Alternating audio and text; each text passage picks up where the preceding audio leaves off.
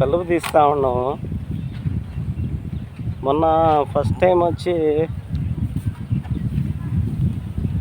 Late అయింది పిండి అని చెప్పాను కదా. తర్వాత వేసాము, ఎక్కువ మోతాదులో వేసాము, బాగా పనిచేసింది.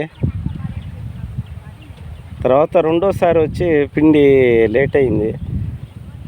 ఫస్ట్ కలుపు తీపిచ్చి పిండి వేసాము. అదే పిండి వేసి కలుపు దొక్కించుంటే బాగుండేది. అంటే కూలోళ్ళ కొరత వల్ల అలా జరిగింది. అయినా కూడా పిండి బాగానే పనిచేసింది.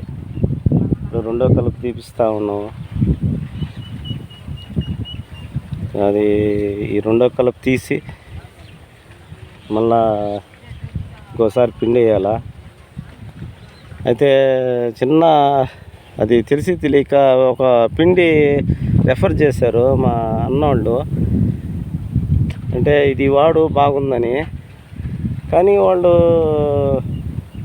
అది హీరోతో కలిపితే ముద్దయిపోద్ది అని చెప్పలేదు. నేనేంటంటే మామూలుగా కలుపుతాం కదా, అలాగే కలిపాను.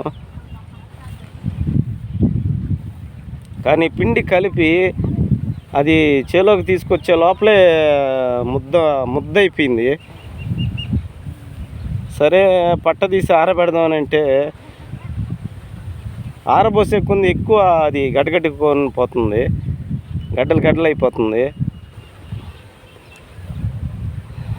అందువల్ల దాన్నే చల్లాము. కానీ ఆ రిజల్ట్ ఎలా ఉంటుందో తెలీదు. కానీ ఎక్కువ పెట్టుబడి కదా, కనీసం 15,000 అయింది ఆ పిండి. సరే తొక్కేస్తే కొద్దిగా అది భూమిలో అటు ఇటు పాకి ఆ రసాయనాలు కై మీద పాకితే బాగుంటుందని చెప్పని కలుపు మళ్ళా ఫస్ట్ తీసాము. మళ్ళా కూడా ఇమ్మిటే తీపిస్తున్నాను.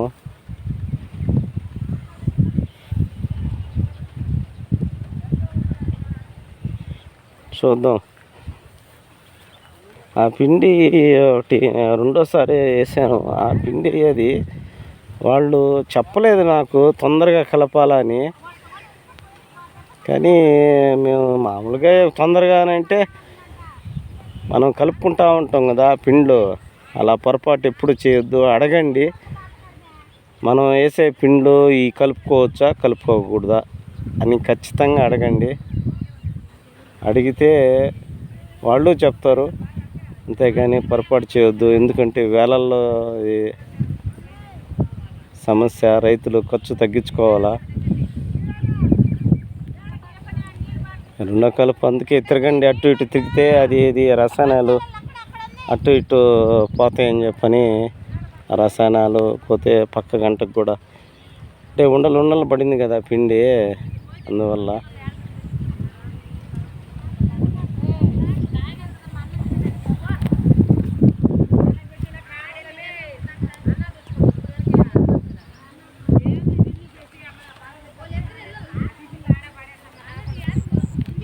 బాగుంది, చూద్దాం రిజల్ట్.